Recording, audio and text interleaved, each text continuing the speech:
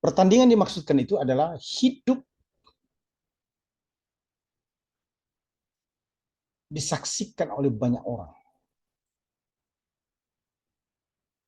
Banyak orang yang menonton pertandingan kehidupan ini, dan kita harus mengakhirinya dengan menang. Menyelesaikan perjalanan hidup kita, akhirnya bersama dengan Kristus. Yang kedua, hidup harus dimaknai sebagai perjalanan panjang di mana kita harus kembali kepada tempat kita yang sesungguhnya. Di mana tempat kita itu? Kerajaan Allah. Kita warga kerajaan Allah.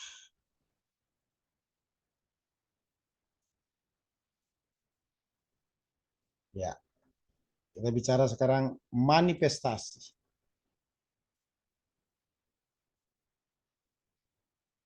Kita bicara manifestasi kerajaan Allah. Apa manifestasi kerajaan Allah?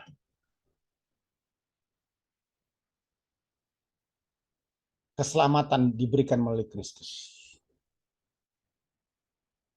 Baptisan Roh Kudus yang terjadi ketika orang itu terima Yesus sebagai Tuhan dan Juru Selamat pribadi menjadi anggota tubuh Kristus. Adanya kuasa sebagai tanda-tanda yang menyertai orang percaya untuk mengusir setan. Adanya kehadiran Roh Kudus dan karunia-karunia rohani, bahkan buah-buah roh. Nah, ini menjadi sangat penting. Kenapa?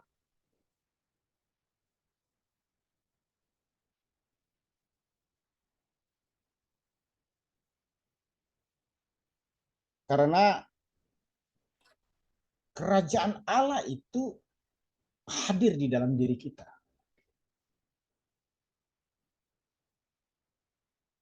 Kerajaan Allah datang bila Kristus sudah memerintah dalam hati. Dia menjadi savior atau juru selamat. Orang itu menjadi anggota tubuh Kristus. Dia diberi kuasa menjadi anak-anak Allah, mengusir setan.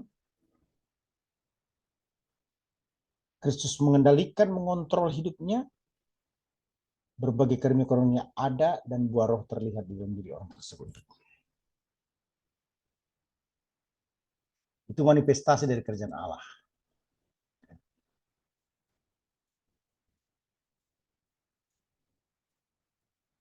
Bagaimana sih ciri-ciri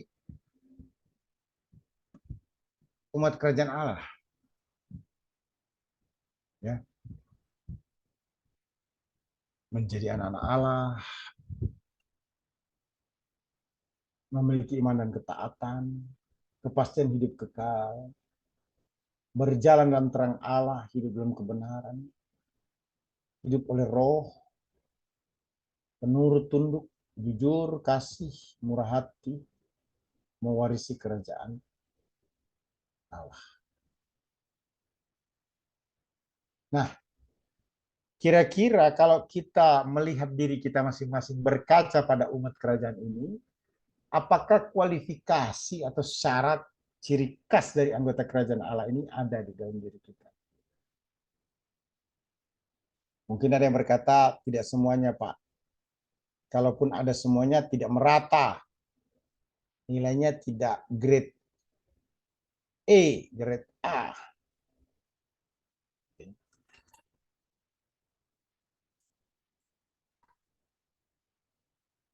Sekarang kita lihat peranan orang percaya dalam kerajaan Allah. Nah, dalam perjanjian baru banyak memberikan keterangan mengenai peranan orang percaya dalam kerajaan Allah ya. Orang percaya bertanggung jawab mencari kerajaan Allah dan memanifestasikannya. Orang percaya menyembah Allah, membenci dosa dan iblis, tidak mengasihi dunia ini. Mengalami kerajaan Allah adalah berkat yang menuntut usaha yang sungguh-sungguh. Penyerahan yang terus-menerus, perjuangan iman, komitmen untuk melawan dosa dan menolak pekerjaan iblis. Kerajaan Allah sebagai pernyataan kuasa ilahi terus bekerja di dalam diri kita. Allah yang telah memulai pemerintahan kerajaannya di bumi, di hati, dalam kehidupan umatnya, juga akan datang dengan penuh kuasa untuk menjemput saleh-salehnya atau umatnya. Kerajaan Allah akan menjadi sangat penting dan semakin dirasakan ketika orang itu ada dalam situasi susah sulit atau krisis. Ya. Kerajaan Allah tidak pernah berdampak negatif, selalu memberi manfaat, keuntungan bagi setiap orang percaya. Nah, peranannya seperti apa? Bukti yang perlu bahwa seseorang mengalami kerajaan Allah adalah kehidupan yang penuh dengan kebenaran, damai sejahtera, dan sukacita dari Roh Kudus. Itu bicara tentang kerajaan Allah ya. Kerajaan Allah berhubungan dengan masa kini, juga masa datang. Kerajaan Allah terkait dengan kenyataan sekarang, satu pemerintahan kuasa Allah yang sempurna nantinya akan terwujud di masa mendatang. Tapi model atau pola-polanya itu sudah mulai dirasakan saat ini. Di mana Kristus memerintah di dalam hati kita masing-masing. Ya, saya berikan kesempatan kepada kita untuk memberikan komentar terkait dengan kingdom ini atau kerajaan Allah ya. Silakan.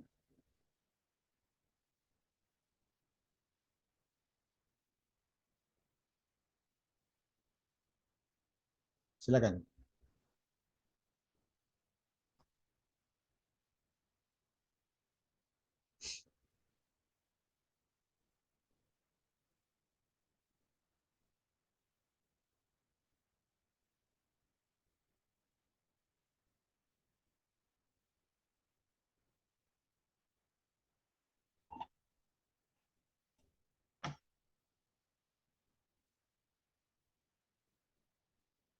Brother Rosie?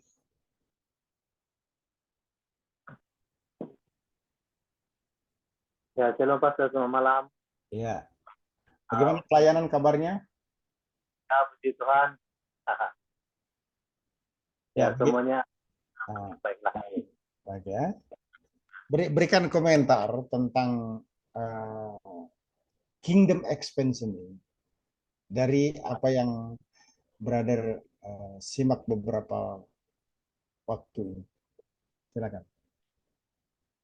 Untuk sementara belum ada lagi Pastor. Saya pun baru masuk ya, baru mau cari-cari buku nih. Oh gitu. Oke, Dr. Jovis, silakan Dr. Jovis.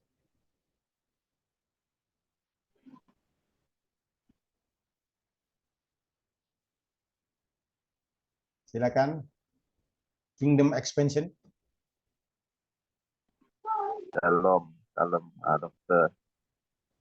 Ya, gimana? Sorry tadi lempat. Oke. It's okay. Ya. Masuk. Tadi masuk. Kalau sholat boleh. Ya, silakan. Kalau komen pasal kerajaan Allah, rasanya belum dapat komen lagi lah. So, adakah maksud yang dimaksudkan oleh Tuhan Yesus Kristus itu kerajaan surga itu adalah kerajaan yang kita ada sekarang, yang apabila seorang itu telah hidup baru, ataupun adakah ada kerajaan yang kita tunggu semasa Tuhan Yesus Kristus datang kali kedua. Itu saja soal saya. Terima kasih. Ya, terima kasih. Good question ya untuk brother kita Jovis ya. Jadi kerajaan Allah itu bisa dikatakan dibagi menjadi tiga. Yang pertama sifatnya past, kedua present, ketiga future. Past itu apa? Yesus sudah mati di atas kayu salib. sebelum kita lahir. Itu sudah bicara tentang kerajaan Allah. Terus present apa? Bagaimana menghadirkan kerajaan Allah secara khusus terkait dengan pemenangan jiwa-jiwa baru dan pendewasaan umat Allah secara rohani. Future kapan? Satu pemerintahan Kristus dalam kerajaan 1000 tahun bersama dengan umatnya. Jadi kerajaan Allah, kingdom ini bukan hanya bicara past tense di masa lalu, bukan hanya bicara present di masa kini, tapi juga bicara future di masa akan datang. Kenapa? Karena kerajaan Allah adalah satu-satunya sistem pemerintahan yang adil, benar, jujur, yang tidak bisa dibandingkan dengan apapun, yang terbukti bisa dinikmati, dialami atau dirasakan oleh setiap orang. Kalau kita cek ke belakang, sebelum Kristus datang sebagai manusia, kerajaan Allah sudah ada. Bagaimana Adam dan Hawa berdiskusi, berbicara, bercakap-cakap dengan Tuhan atau Yahweh. Jangan memakan buah yang ada di tengah taman. Itu kepentingannya apa? Sedang dilakukan penataan kerajaan Allah kepada hanya pada Adam dan Hawa. Karena Adam dan Hawa akan melahirkan keturunan-keturunan. Begitu. Jadi kerajaan Allah ini bisa dikatakan apa? Bersifat kekal. Kekal itu apa? Tidak ada awalnya dan tidak ada akhir. Forever. Karena kerajaan Allah itu sendiri adalah Allah itu sendiri sebenarnya. Tapi kalau kita membaginya dalam kurun waktu, kita bisa berkata kerajaan Allah past tense, present tense, future tense. Nah, terus kerajaan Allah ini dalam pemerintahannya bagaimana? Sekarang adalah Kristus harus bertata menguasai hati kita. Memerintah mengendalikan. Kita terhisap mengambil bagian dalam kepentingan kerajaan Allah. Apa itu gospel? Memberitakan Injil. Apakah dengan hadir di satu tempat? Apakah langsung mewartakan Injil atau memberikan dukungan terhadap pelayanan Injil?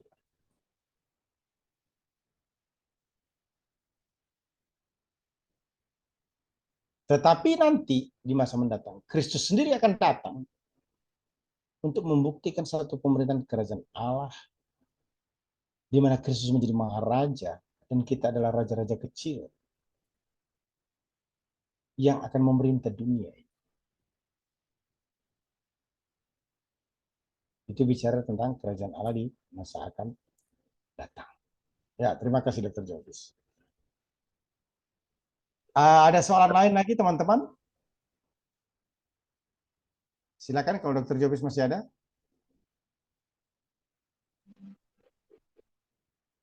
Tidak. Maksud saya terima kasih dokter atas penjelasan yang sangat mendalam.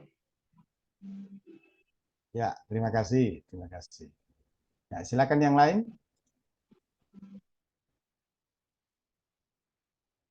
Oke. Ada soalan? Silakan.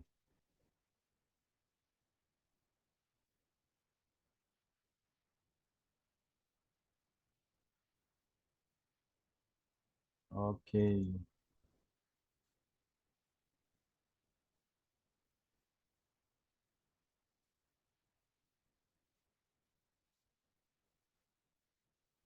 Ya, kita bicara sekarang tentang makna kata gereja. Ada yang mau kasih komentar? Apa itu gereja sebenarnya?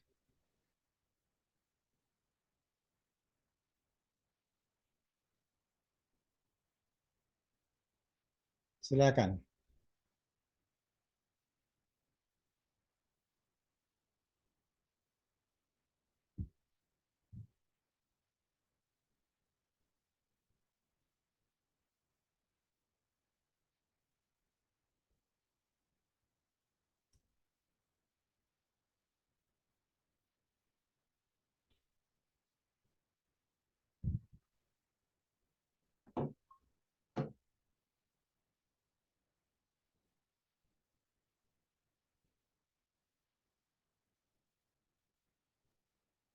Ada yang ingin beri komentar tentang gereja?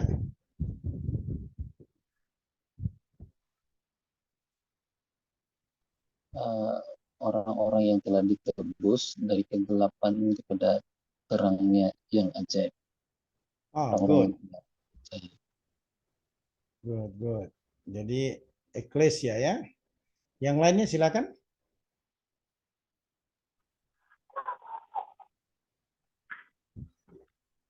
Gereja ialah tempat penganut Kristen melakukan amalan keagamaan mereka. Oke, good. Yang lain? Silakan. Gereja merujuk kepada kumpulan orang percaya yang membentuk tubuh Kristus dan bukan hanya sebuah bangunan.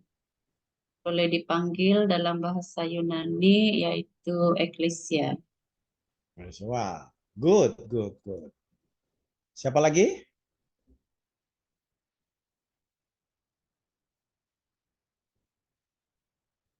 Ada lagi yang menyampaikan tentang gereja?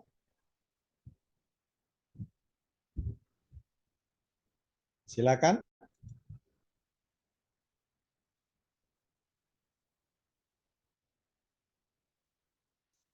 Halo?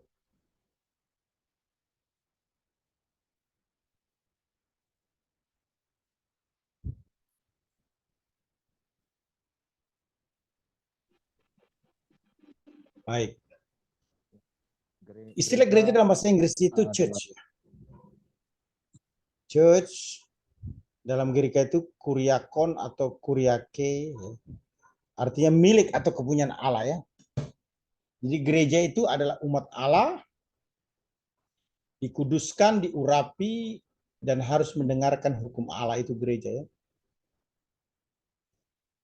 Nah, bisa juga diartikan sebagai perkumpulan. Kemudian istilah lainnya adalah bahasa Ibrani disebut kahal ya. Kahal ya. Kahal itu perkumpulan orang Israel untuk tujuan yang kudus. Kalau Septuaginta itu disebut apa? Eklesia ya.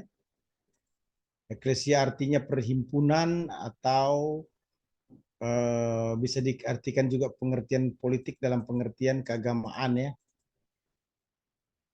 Nah, jadi bisa dikatakan kata gereja ini menjelaskan orangnya.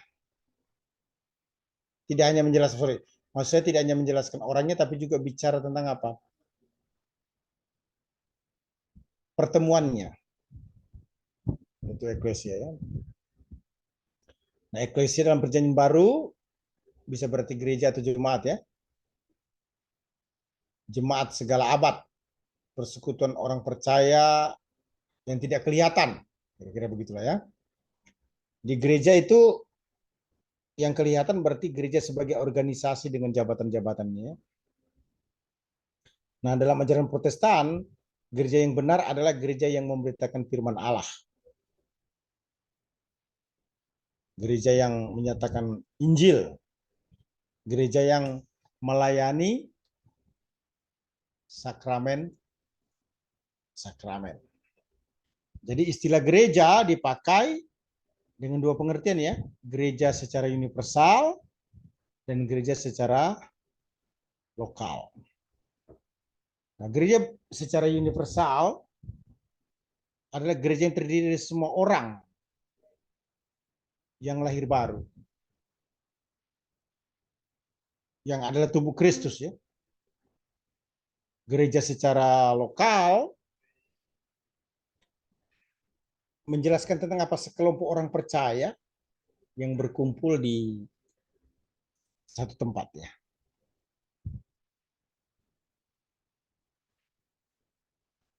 Kemudian kita lihat sasaran gereja. Apa sih sasaran gereja sebenarnya? Tujuan gereja utamanya adalah memuliakan Tuhan. Memuliakan Tuhan, sasarannya adalah memiliki misi. Ya. Gereja harus memiliki misi. Misinya apa? Memuliakan Tuhan.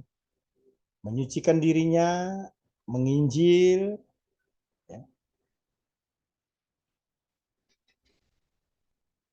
menjadi terang dan garam.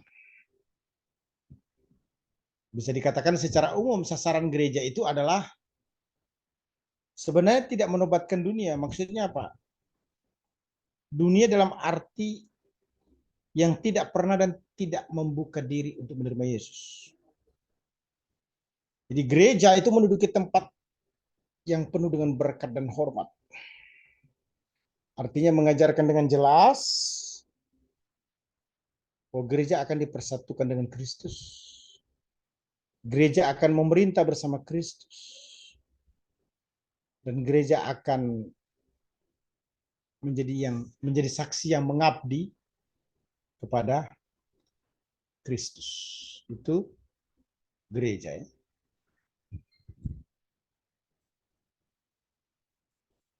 Nah, timbul pertanyaan, seperti apa sih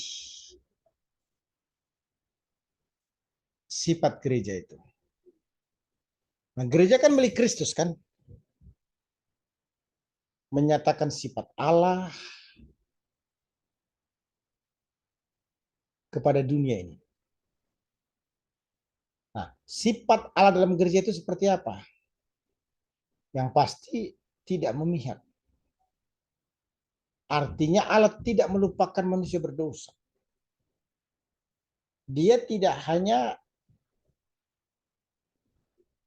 menerima orang yang sudah lahir baru, tetapi juga membuka diri bagi orang yang mau bertobat. Kedua, sabar.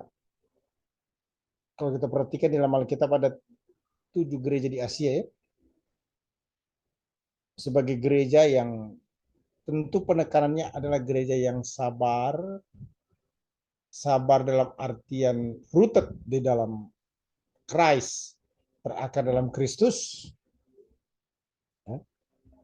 Kemudian sabar dalam artian hidup di dalam kebenaran sambil menanti kedatangan Kristus. Kemudian yang ketiga itu setia. Artinya gereja melayani dengan sungguh-sungguh dengan kesetiaan, tentu dalam penyertaan pimpinan kuasa daripada Roh Kudus. Nah, gereja diperkenalkan, ya, sebagai komunitas kumpulan orang percaya, ya, atau body of Christ, sebagai mempelai Kristus, sebagai persekutuan rohani. Gereja adalah pelayanan rohani. Gereja merupakan satu pasukan yang melakukan pertempuran spiritual. Gereja merupakan soko guru yang menyatakan kebenaran. Gereja merupakan satu umat dengan pengharapan untuk satu masa depan.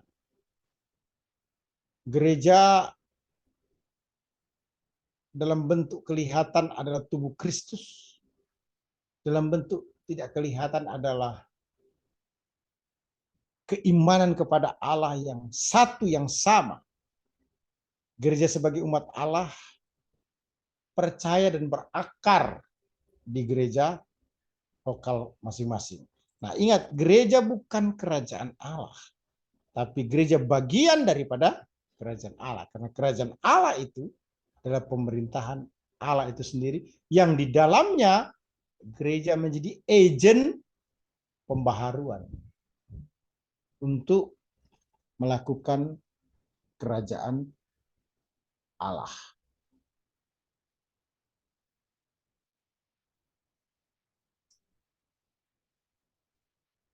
Nah, visi dari kerajaan Allah itu menjadi nyata melalui gerejanya. Gereja akan datang kembali, ya, maksudnya Kristus akan datang kembali sebelum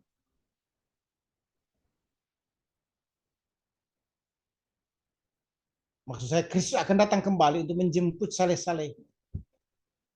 Dan saya mempercayai bahwa orang percaya akan menyelesaikan tugas tanggung jawabnya untuk melaksanakan Great Commission atau amanat agung.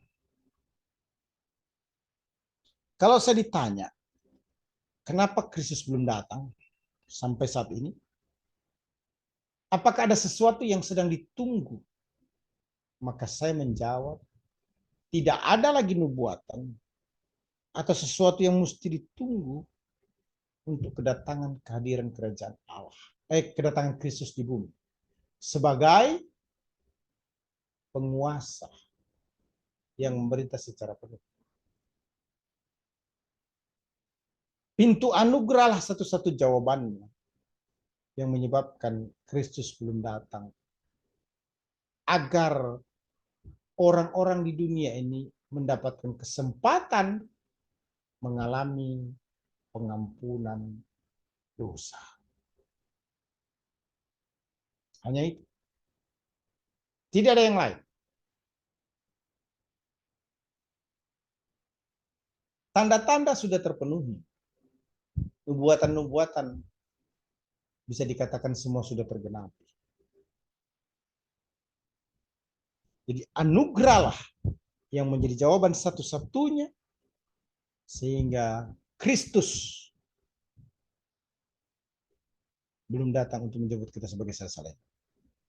Nah, pusat perhatian gereja adalah kehadiran kerajaan Allah yang ditempatkan di dunia untuk membahari dunia. Jadi dengan kata lain apa? Kehadiran gereja di tengah-tengah dunia itu memberikan masa depan bagi dunia. Ada tanggung jawab yang diberikan Tuhan kepada gereja yang harus dilakukan dalam kurun waktu yang ditetapkan oleh Allah sendiri. Bagi orang itu sampai dia hidup. Bagi Allah sampai dia datang menjemput kita sebagai saleh-salehnya. Ya. Jadi bisa dikatakan peranan Roh Kudus dan umat Allah dalam melaksanakan pembaharuan itu merupakan kata kunci kerajaan Allah.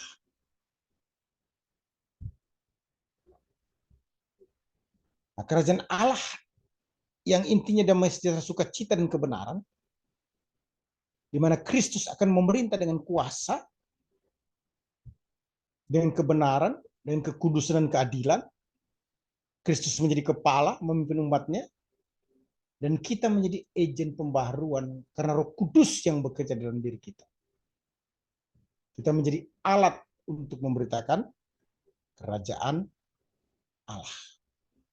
Jadi gereja berfungsi untuk menyelamatkan dunia akan dosa. Berperan secara aktif dalam menciptakan keadilan sosial, turut bertanggung jawab.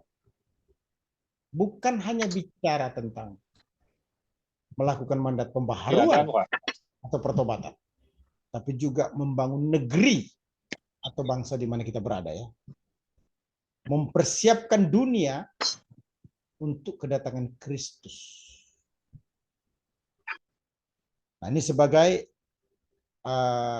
eksekutif summary dari pengertian dan penggunaan istilah expansion atau kingdom itu sendiri, ya. Jadi kerajaan Allah adalah upaya memperluas atau meningkatkan umat untuk menjadi saksinya dalam mewujudkan sistem pemerintahan di bumi sesuai kehendaknya. Jangan lupa untuk kemuliaannya yang dilakukan dikerjakan secara terus-menerus melalui Allah. Berfokus pada Allah dengan menggunakan umatnya. Jadi dengan kata lain bahwa kita adalah orang-orang yang dipilih oleh Allah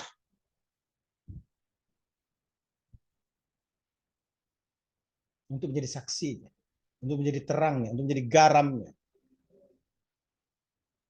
untuk mewujudkan kingdom expansion. Nah, klimaks dari kingdom expansion ini nanti ada dalam kerajaan 1000 tahun.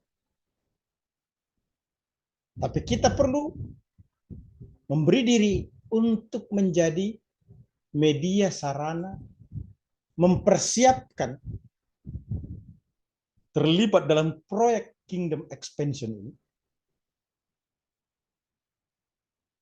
Bukan hanya sebagai rasa syukur kita karena keselamatan, dan membawa orang lain untuk menerima Yesus, menjadi muridnya, bertumbuh berakar dan berbulan Kristus. Tapi Kristus ingin juga berbagi kemuliaan nantinya dalam pemerintahan kerajaan 1000 tahun. Ya, bagaimana, ada komentar teman-teman? Silakan. Di mana positioning Anda sebagai church untuk kingdom expansion? Wait and see atau berdiam diri? Halo? Jadi saya sampaikan, jelaskan sikap Anda dalam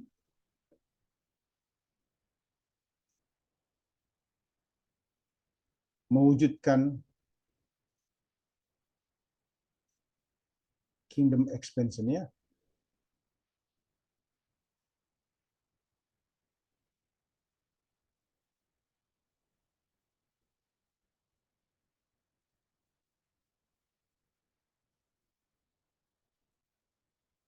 Oke. Kalau begitu kita break dulu. Boleh? Kita break dulu ya. Boleh dokter, boleh. Ya, kita break dulu.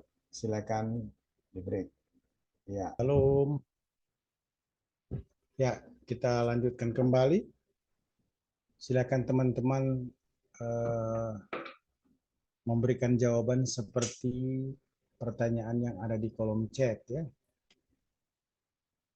Jelaskan sikap Anda dalam mewujudkan kingdom expansion setelah mendengarkan materi ini yang saya kira cukup panjang ya. Ya, silakan kasih komentar. Mulai dari siapa ini? Demaxli. Silakan Brother Demaxli.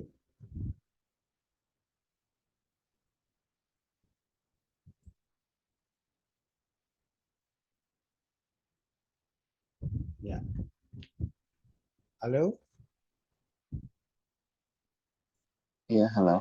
Ya, silakan. Bagaimana sikapnya dalam mewujudkan itu kingdom expansion? Silakan. Oke, saya mulai dari manifestasi kerajaan Allah. Ya.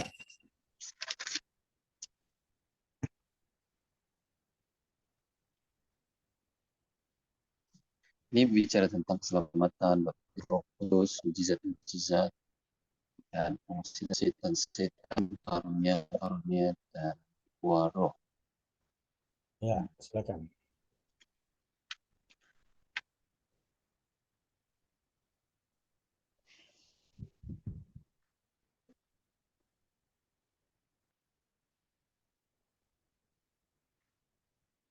Oke, saya menyentuh tentang baptis kudusnya Pastor ya.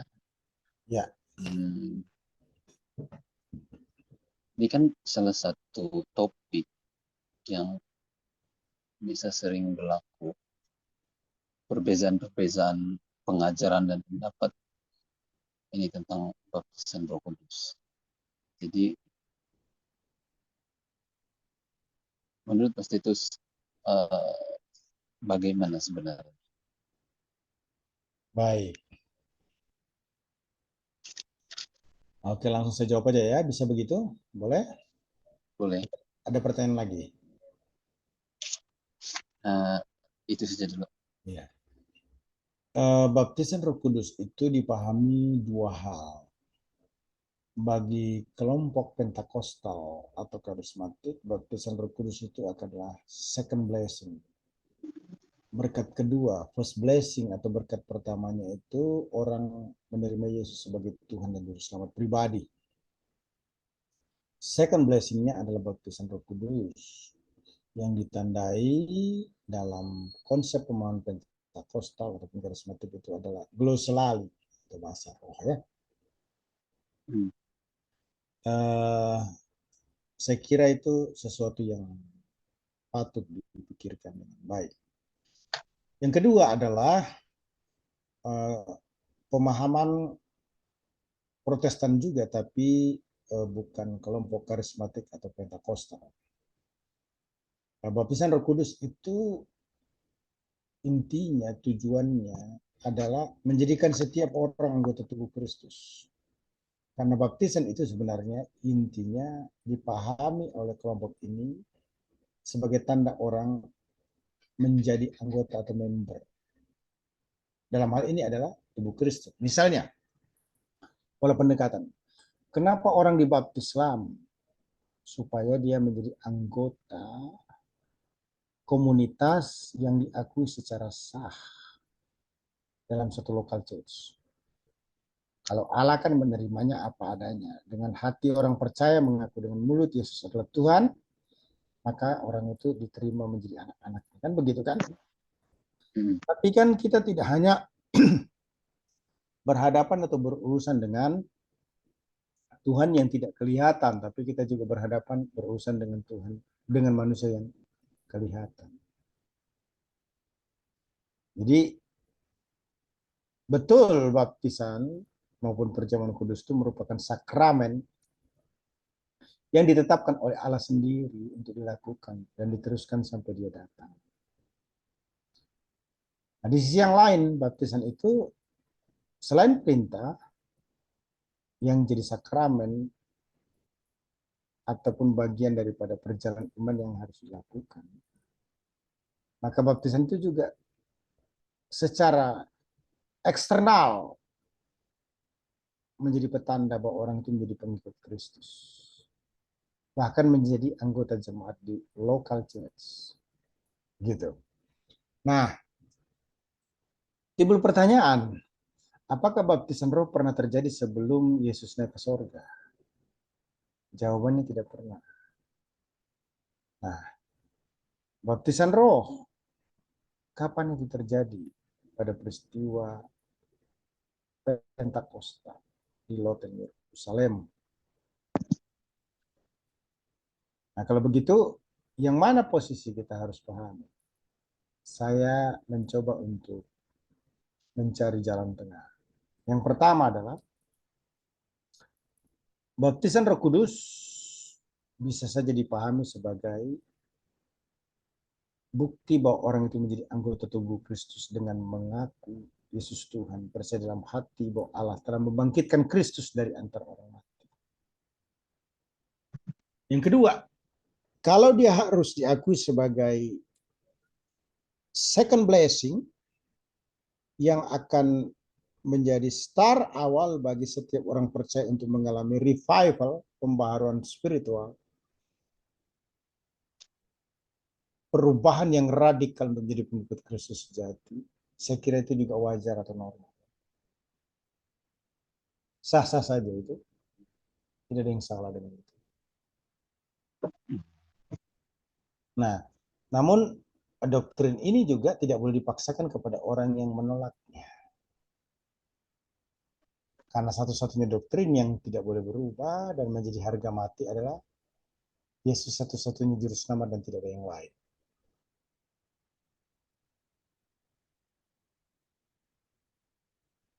Gitu ya. Berarti kedua-duanya itu boleh diterima ya, Pastor. Iya, menurut hemat saya begitu. Kembali lagi, kalau memang itu terkait dengan diri kita sebagai pelayan Tuhan, maka saya selalu berkata, di mana kita menjadi anggota dari satu sinode karena kita melakukan pelayanan, maka sebaiknya kita mengikuti aturan yang ditetapkan oleh sinode tersebut. Kenapa?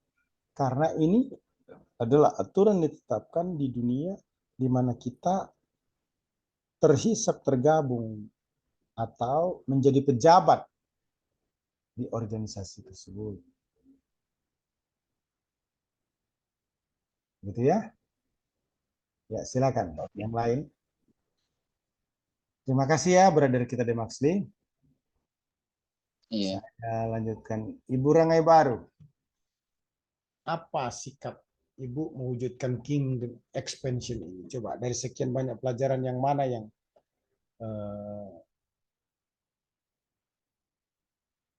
sangat penting atau utama yang mungkin langsung terkait dengan pengalaman hidup. Silakan Ibu. Oh ya, saya pas menjawab apa yang saya rasakan tentang sikap sikap kita sebagai ke arah kingdom expansion. Kalau bagi saya tuh keyakinan kita tentang uh, keyakinan kita dalam kerajaan Allah itu, di mana kita uh, mengimani yang kita itu akan berada di dalam kerajaan Allah. Tentang iman kita adalah sentral kepada keyakinan kita. Yang kedua, pentingnya seorang leader itu membawa jemaat ataupun generasi kepada yang memtransformasikan dunia kepada perubahan yang sesuai dengan firman Tuhan untuk memperlengkapi kita menuju kepada kingdom expansion. Selain daripada itu, tentang kepribadian dan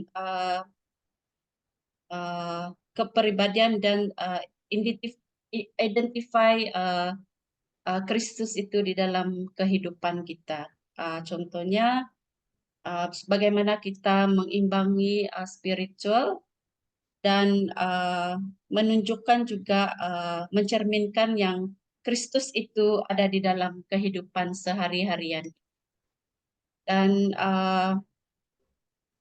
contohnya kalau sekarang ini, kalau di tempat di mana saya berbakti, di mana saya berjemaat,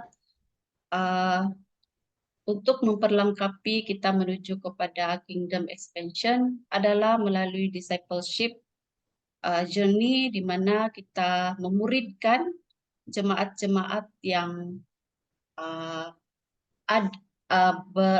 jemaat-jemaat yang governance kepada gereja tersebut. Jadi melalui pemuridan, dari situ kita akan belajar membentuk leader-leader yang akan mencerminkan pribadi Kristus itu di dalam kehidupan mereka.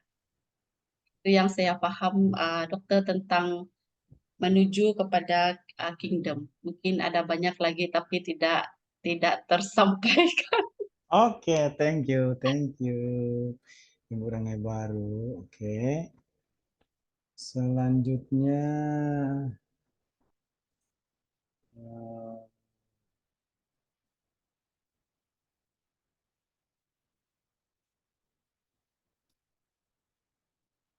oh ada Ibu Pendeta Aida ya dari Yunani ini. Oke.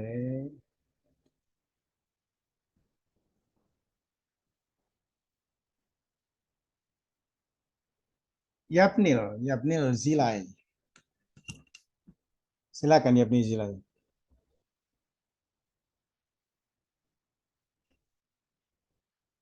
Halo?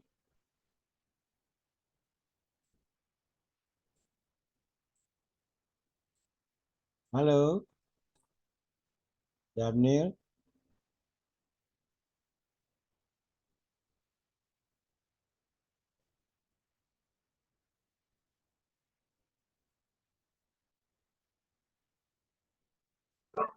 Oke, Mas Bro, mohon izin sebentar buat kami ada Oh,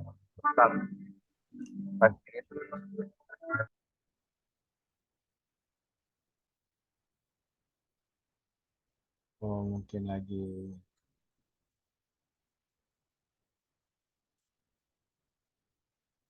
Belum bisa ya. Oke. Priscilla Wong.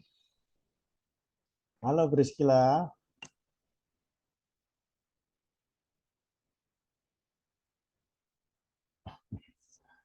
Oke. Rosie. Brother Rosie. Silakan Brother Rosie. Ya, shalom Pastor, selamat malam. Ya, bagaimana pengertian penggunaan istilah expansion dan kingdom ini atau kingdom expansion ini? Silakan. Ya, sekali lagi saya bersyukur dan terima kasih atas materi pada malam hari ini, biarpun saya masuk baru saja, sebab tadi tidak ada jaringan di kampung, jadi saya telat masuk. Jadi yang menurut pengertian dan pemahaman saya dari apa yang Pastor kongsikan sebelum tadi, yaitu kingdom expansion ini adalah sikap kita untuk mewujudkan bahwa yaitu keyakinan, sama seperti yang telah dikatakan oleh yaitu Ibu Rangai sebentar tadi, bahwa keyakinan kita bahwa kerajaan Allah itu kekal dan membuat kita lebih beriman dan percaya bahwa yaitu kingdom Allah itu lebih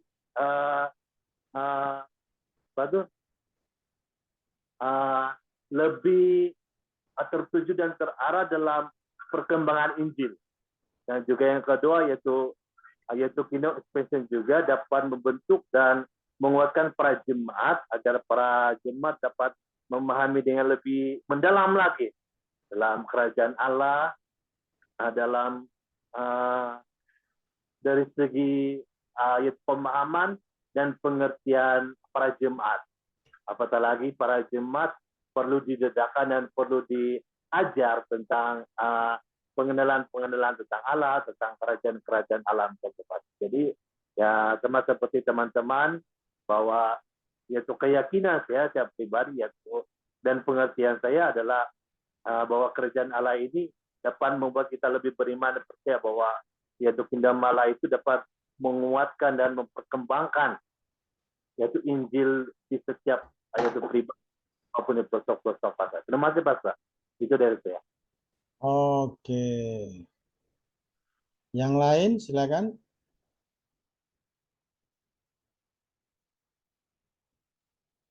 Kalau bagi saya Pastor, untuk mewujudkan kerajaan Allah di bumi, yang pertama kita menjadikan Yesus sebagai teladan, dan yang kedua kita terlebih dahulu diperlengkapi, dan yang ketiga kita perlu memberitakan Injil, dan keempat memuridkan, dan yang kelima pribadi yang kita muridkan itu keluar dengan cara yang sama.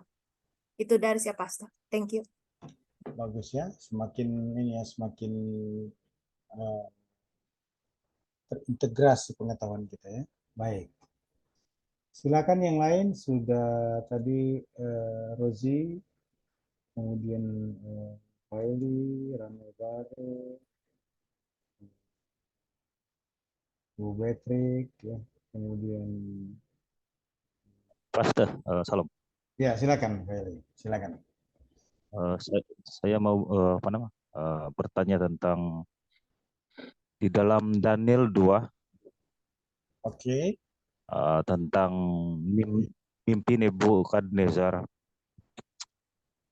Saya ambil di ayat 44 lah dan 45 tentang firman Tuhan menyatakan begini, tetapi pada zaman raja-raja Allah semesta langit akan mendirikan suatu kerajaan yang tidak akan binasa sampai selama-lamanya, dan kekuasaan tidak akan beralih lagi kepada bangsa lain. Kerajaan itu akan meremukkan segala kerajaan dan menghabisinya, tetapi kerajaan itu sendiri akan tetap untuk selama-lamanya. Adakah ini berbicara tentang kerajaan Allah ataupun kerajaan lain, Pastor? Daniel pasal 2 ayat. Ayat 44.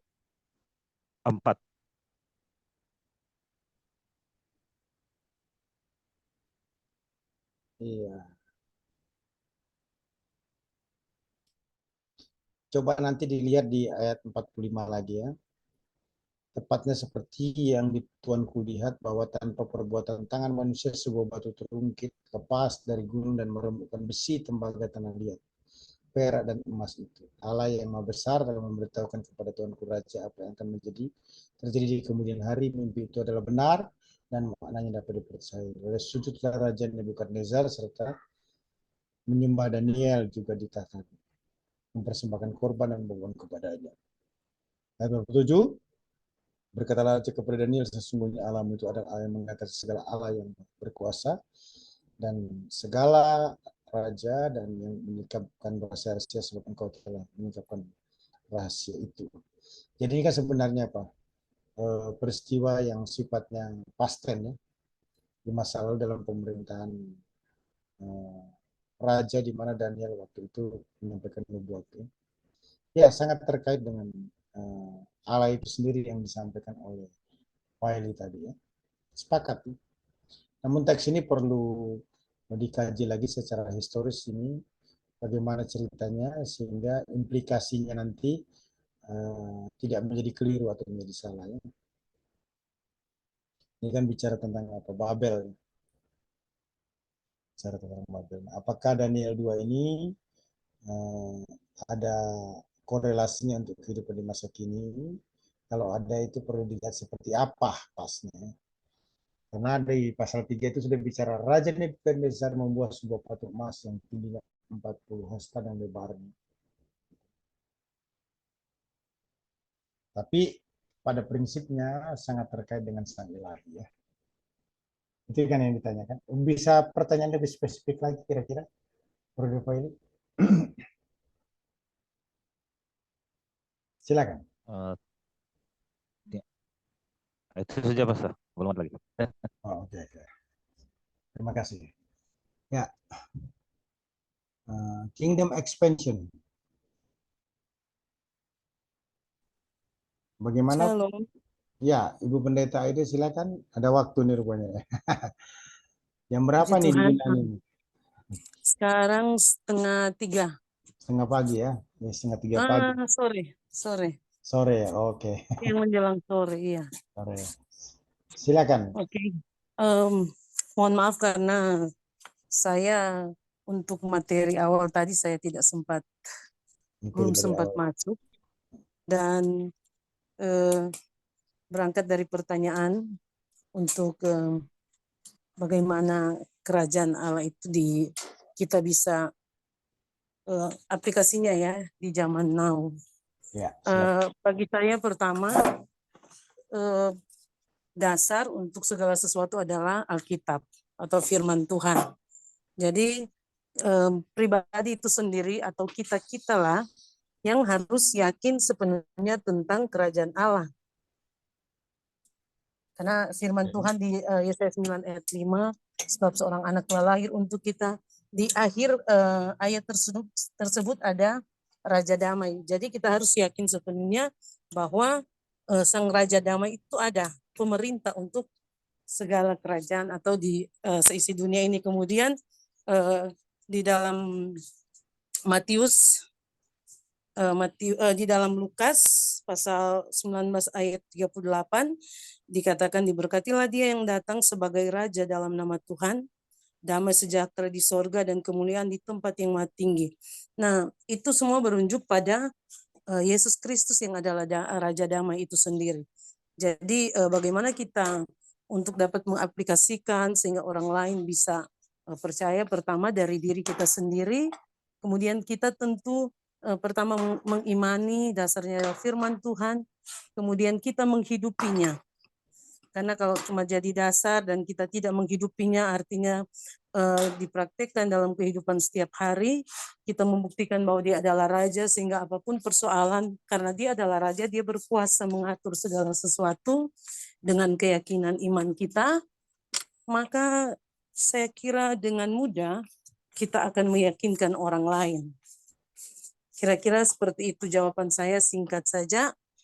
Jadi pertama dari diri kita sendiri yang dasarnya adalah firman Tuhan, kemudian kita menghidupi firman itu, dan kemudian dari sikap kita lah adalah kewajiban kita untuk membawa orang lain datang kepada Tuhan.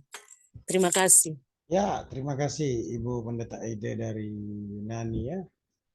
Punya waktu tidak mudah di tengah-tengah kesibukan tetap bisa join bersama kita ya.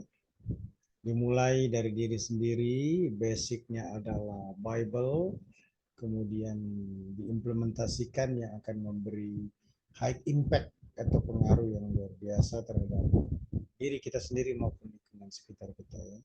Sebagai bentuk daripada upaya kingdom expansion dalam testimoni kesaksian hidup day to day.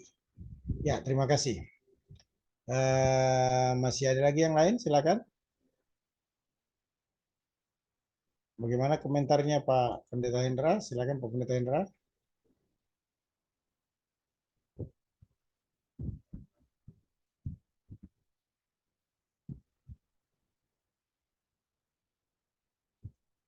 Halo.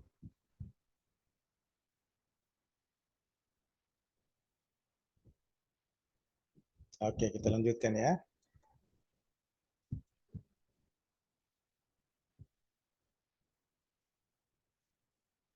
Ya. Kita mulai melihat satu kajian yang spesifik terkait dengan kingdom ini. Kingdom expansion ini terkait dengan Kisah Para Rasul 1 ayat 6 sampai dengan 8 ya. Menjadi saksi Kristus ya. Saya bacakan dulu teksnya. Kisah Rasul 1 ayat 6 sampai 8, maka bertanyalah mereka yang berkumpul di situ, Tuhan, maukah engkau pada masa ini memulihkan kerajaan bagi Israel? Ini kan bicara kingdom expansion terkait dengan saksi Kristus ya. Ayat 7, janganlah, jawabnya, engkau tidak perlu mengetahui masa dan waktu yang ditetapkan Bapa sendiri menurut kuasanya. Tetapi kamu akan menerima kuasa kalau Roh Kudus turun ke atas kamu, dan kamu akan menjadi saksiku di Yerusalem dan di seluruh Yudea dan Samaria dan sampai ke ujung bumi. Nah, ini menarik ini ya. Teks ini bicara tentang bagaimana kita terkait kingdom expansion itu menjadi saksi Kristus. Oke. Apa sih yang terlihat atau tergambar? Nah, saya mencoba untuk membantu kembali secara khusus teman-teman yang dalam proses penyelesaian skripsi tesis disertasi ini ya, dimulai dengan analisis kontekstual. Analisis kontekstual itu kan terdiri dari konteks seksi, konteks kitab, konteks kanon, konteks tempat, dan masa penulisannya. Seperti apa konteks seksinya sebenarnya? Bicara tentang analisis kontekstualnya. Konteks seksinya begini. Ini konteks seksi dari Kisah Rasul 1 ayat 6 sampai 8 itu ada di Kisah Rasul 1 ayat 1 sampai 11. Bicara tentang pengantar panggilan menjadi jemaat misionaris sebenarnya. Jadi Kisah Rasul 1 ayat 1 sampai 11 itu bicara tentang panggilan jemaat menjadi jemaat misionaris. Nah, dari pasal 1 ayat 1 sampai 5 itu bicara tentang perintah Yesus agar umatnya percaya janji Bapa. Ya, janji Bapa bahwa Roh Kudus akan dicurahkan. Dan pasal 1 ayat 6 sampai 8 itu menjelaskan ciri-ciri daripada ekspansi kerajaan Allah terkait dengan Roh Kudus dicurahkan itu apa? Menjadi saksi Kristus. Nah, pertanyaannya bagaimana menjadi saksi Kristus berdasarkan Kisah Rasul pasal 1 ayat 6 sampai dengan 8. Begitu kan? Maka saya mendapati itu setidaknya ada 5. Yang pertama itu adanya komitmen untuk melakukan pemulihan. Kalau kita bicara tentang kingdom expansion terkait dengan saksi Kristus. Yang kedua, memanfaatkan waktu bersaksi dengan sebaik mungkin. Kalau adanya komitmen untuk melakukan pemulihan itu di ayat 6 ya, kemudian memanfaatkan waktu bersaksi dengan sebaik mungkin itu ayat 7. Yang ketiga, melayani atau bersaksi dengan kuasa Allah ayat 8. Yang keempat, melayani atau bersaksi dengan memuliakan dari lingkup terdekat. Ya. Dikatakan dalam hal ini apa? Murid-murid itu bersaksi di Yerusalem. Ayat yang ke-8. Yang kelima, murid-murid bersaksi mulai dari Yerusalem, seluruh Yudea, Samaria, sampai ke ujung bumi. Jadi kesaksiannya itu bukan lagi dari lingkup terdekat, tapi lingkup pelayanan yang lebih luas lagi. Bukan hanya di Yerusalem, tapi Yudea, Samaria, sampai di ujung bumi. Nah, Kisah Rasul 1 ayat 9 sampai 11 kan saya bicara tadi konteks dari Kisah Rasul 1 ayat 6 sampai dengan ayat 8 itu ada di Kisah Rasul 1 ayat 1 sampai 11. Nah, maka harus jelaskan pasal 1 ayat 1 sampai 5 bicara apa. Kemudian pasal 1 ayat 6 sampai 8 bicara apa. Kemudian pasal 1 ayat 9 sampai dengan 11 bicara tentang apa. Jadi bicara tentang keberadaan Yesus Kristus sebagai pribadi ilahi yang memberi kuasa kepada umat Allah menjadi jemaat untuk bersaksi. Ya. Nah, kemudian kita perhatikan konteks kitab. Konteks kitab itu bicara biasanya tentang apa? Penulis dan tahun penulisan, latar belakang dan tujuan penulisan, tema dan garis besar penulisan. Kemudian kita bicara tentang konteks kanon. Jadi 4 Injil dan surat-surat Paulus ya, itu diterima dengan baik di abad kedua atau abad 4 dan tidak dipermasalahkan. Sebagai bukti bahwa ini di kanon. Gitu ya. Kemudian kita perhatikan konteks setempat pada masa penulisan.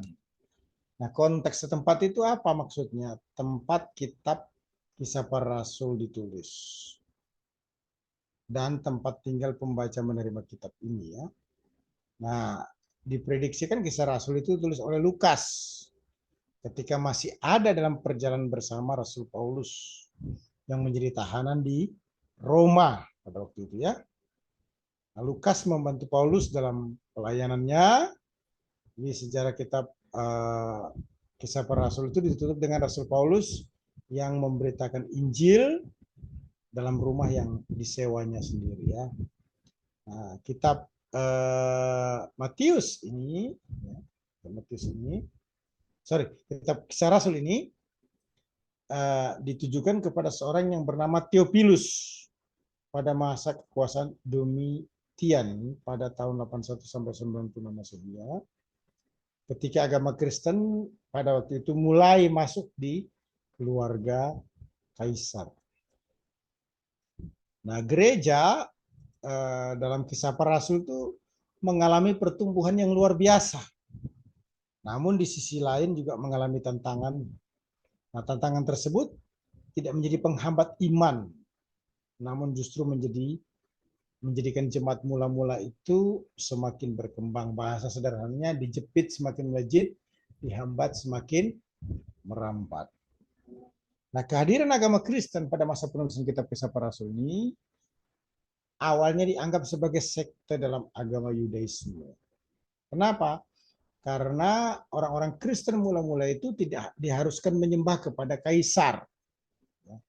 Orang-orang Kristen diharuskan menyembah kepada kaisar dan jika tidak patuh akan dihukum dan dianiaya.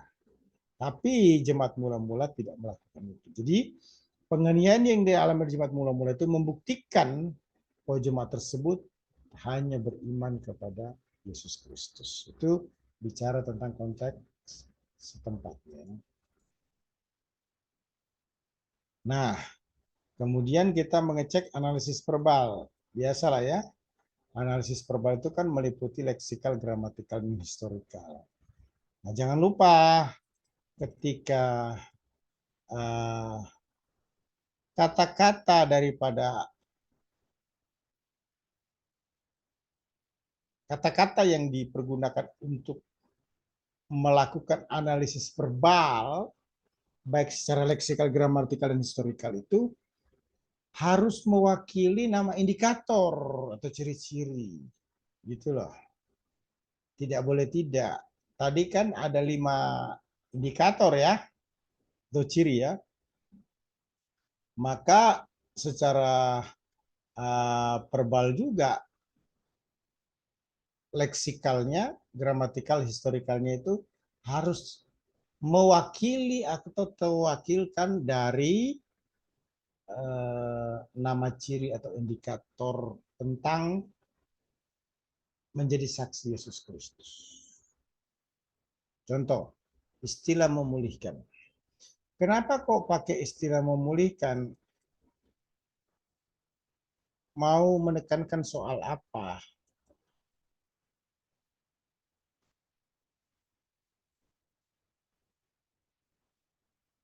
Sehingga perlu kata memulihkan. Iya, karena kalau kita perhatikan indikatornya,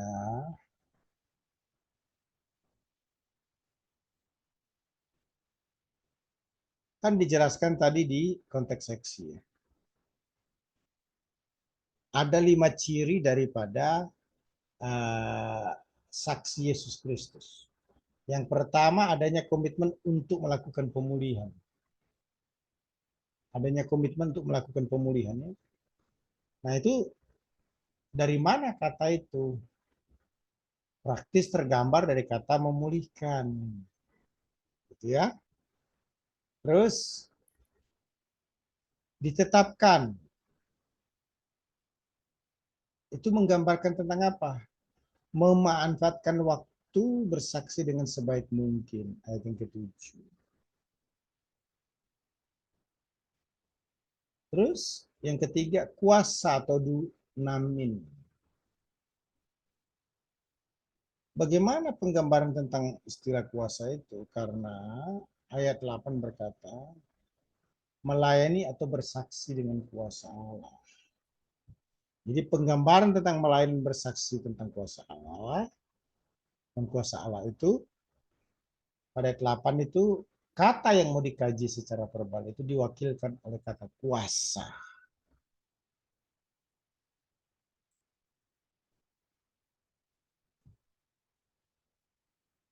Kemudian kata yang keempat adalah Yerusalem. Yerusalem. Nah ini nama cirinya apa sehingga terwakilkan kata Yerusalem? Iya, melayani atau bersaksi mulai dari lingkup yang terdekat dalam hal ini murid-murid bersaksi dari Yerusalem. Kemudian kelima istilah ujung. Nama cirinya adalah murid-murid bersaksi mulai dari Yerusalem, seluruh Yudea, Samaria dan sampai ke ujung bumi. Jadi begitu ya. Jangan mencoba untuk mengambil secara acak atau sembarangan kata-kata untuk analisis verbal, leksikal, gramatikal, historikal kalau kata itu tidak kuat menggambarkan nama ciri atau indikator. Bisa diterima ya? Silakan teman-teman. Ada ide lain?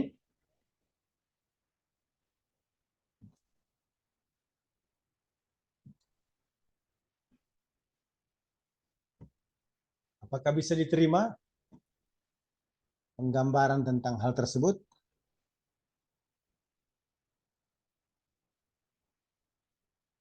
Bagaimana teman-teman? Bisa? Oke. Kita Ya, lanjutkan. bisa. Bisa ya? Ya, bisa. Oke. Ya, sekarang kita cek.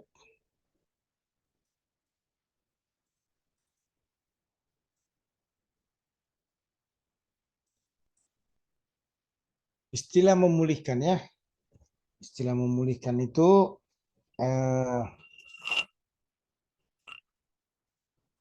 menggunakan kata apokatistaneis. Ya. Artinya to restore atau bring back. Memulihkan atau membawa kembali. Nah, ini digunakan oleh murid-murid dengan kalimat kutipannya, maukah Yesus memulihkan kerajaan bagi Israel? Nah, kalau tadi dipergunakan kata engkau, gitu ya. Engkau. Terus kata yang kedua adalah ditetapkan. Eteto. Eteto ya, to place. Ditetapkan atau diletakkan. Sama ya. Nah, kalau dihubungkan dengan Kisah Rasul 1 ayat 7, ditetapkan oleh Yesus untuk menjawab pertanyaan murid-murid terkait dengan waktu pemulihan kerajaan bagi Israel. Bahwa, ya, dijelaskan,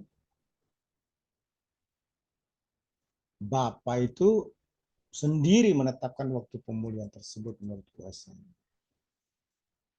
Kemudian istilah yang ketiga adalah kuasa atau dunamin. Ya, dalam Kisah Para Rasul 1 ayat 4, ya, menggunakan kata dunamis, power. Secara leksikal diartikan kuasa atau kekuatan ya. Nah, kalau dicek dengan Kisah Rasul atau dihubungkan dengan Kisah Rasul 8, kuasa itu menjelaskan tentang murid-murid akan menerima kuasa kalau Roh Kudus turun ke atas mereka sehingga dapat menjadi saksinya. Kemudian Yerusalem. Dari kata Yerusalem ya, diartikan Yerusalem. Yerusalem. Kalau dihubungkan dengan Kisah Rasul 1 ayat 8, maka istilah Yerusalem digunakan oleh Yesus untuk menjelaskan apa? Tempat atau nama terdekat di mana murid-murid akan bersaksi. Kemudian ujung eskato. Dari akar kata eskatos. Eskato itu diartikan last, ya. Ujung atau terakhir. Jadi jika dihubungkan dengan Kisah Rasul 1 ayat 8, maka istilah eskato itu bisa diartikan ujung atau terakhir. Indikatornya, cirinya atau namanya menjadi saksi lebih luas ya.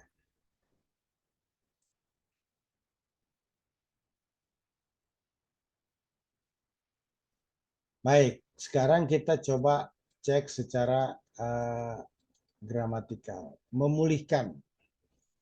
Memulihkan itu kan dari kata apokatistanais ya. Merupakan bentuk verb indikatif present aktif orang kedua tunggal dari akar kata apokatistano. Kalau diterjemahkan itu are you restoring? Tapi itu kan terjemahan kutipan. Sekarang bagaimana Bapak Ibu sebagai kandidat sarjana pun juga pasca sarjana, program pasca sarjana menjelaskan. Jadi saya dalam tulisan buku menyatakan apa? Verb indikatif present aktif orang kedua person singular adalah kata kerja indikatif person aktif orang kedua tunggal. Kemudian verb itu apa? Verb itu adalah part of speech-nya. Present itu adalah tense-nya. Indikatif itu adalah mood-nya. Aktif itu merupakan voice-nya. Orang kedua person itu merupakan person-nya. Singular itu merupakan number-nya. Gitu caranya ya. Sehingga verb indikatif atau kerja atau kata kerja modis. Indikatif itu apa? menyatakan satu tindakan sebagai suatu kepastian yang disebut dengan modus penegasan, di mana pembicara menyuguhkan tindakan sebagaimana apa adanya tanpa dibatasi oleh sikap tertentu. Nah, present itu apa sih present? Pekerjaan yang sedang dilakukan dan akan terus berulang-ulang dilakukan di masa kini. Nah, aktif sendiri kan bicara tentang apa? Subjek melakukan sesuatu. Nah, orang kedua, ya, tunggal berarti kamu. Kalau 1, 2, 3 tunggal itu kan saya, kamu, dia. Kemudian 1, 2, 3 jamak, ya.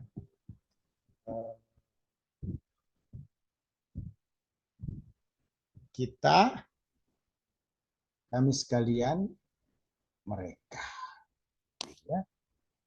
Jadi istilah apokatistanes ya, dalam Kisah Rasul 1 ayat 6 itu secara gramatikal bagaimana? Dimaknai kamu sungguh-sungguh. Orang kedua tunggal kan kamu. Kamu sungguh-sungguh. Sungguh-sungguh itu apa? Dari indikatif tadi. Nah, terus sedang dan terus-menerus. Dari mana itu? Bentuknya adalah present. Terus-menerus memulihkan kerajaan bagi Israel. Iya. Silakan, ada pertanyaan?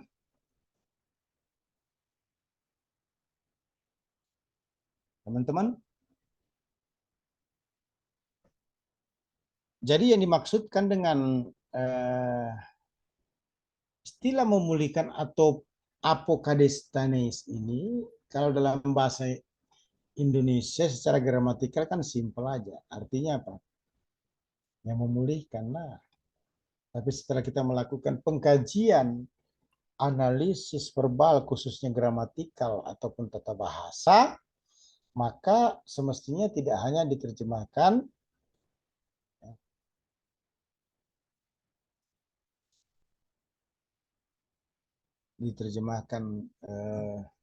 memulihkan, tidak, tapi lebih daripada itu, kamu atau engkau, yaitu Tuhan, sungguh-sungguh sedang terus-menerus memulihkan kerajaan bagi Israel. Nah, ini menjadi penting. Kenapa menjadi penting? Karena tata bahasa itu akan membantu sekali seseorang untuk bisa menjelaskannya dengan baik. Saya ulangi ya, bahwa istilah apokatistanes ini merupakan verb kan kata kerja. Indikatif apa? 100% terjadi atau sungguh-sungguh. Present itu apa? Terus-menerus. Aktif itu subjeknya melakukan tindakan. Orang kedua tunggal itu ya diterjemahkan saya, kamu. Sehingga istilah apokatistanes dalam Kisah Rasul 1 ayat 6 dalam bahasa Alkitab lembaga Indonesia terjemahkan memulihkan, maka saya menyatakan pada malam ini itu lebih tepat kalau terjemahkan kamu sungguh-sungguh. Sungguh-sungguh dari mana? Indikatif. Sedang dan terus-menerus itu dari mana? Dari present, memulihkan seperti normalnya ya. Cuma kamu itu bertindak aktif. Bertindak aktif, sungguh-sungguh, sedang dan terus memulihkan kerajaan bagi Israel. Tapi kan itu dalam bentuk pertanyaan. Ya, saya kira cukup malam ini ya. Kita berdoa dulu, kemudian kita akan picture ya. Baik, kita berdoa ya. Kami bersyukur padamu Bapa untuk anugerahmu, dimuliakan Engkau selamanya. Terima kasih untuk semua teman-teman sahabat yang luar biasa yang sudah ambil bagian dalam kelas ini. Puji sembah bagimu Tuhan. Mengakhiri semua proses pembelajaran ini, dan kami akan beristirahat. Mimpi buruk iblis, setan, roh itu kuasa gelap Tuhan singkirkan. Kasih karunia kemurahan dan sukacita alam. Doa syukur kami Bapa dalam nama Yesus. Kami mohon berkat-Mu untuk semua teman-teman kami yang juga tidak bisa hadir. Haleluya. Amin. Oke, sebelum kita keluar, kita foto dulu. Yuk.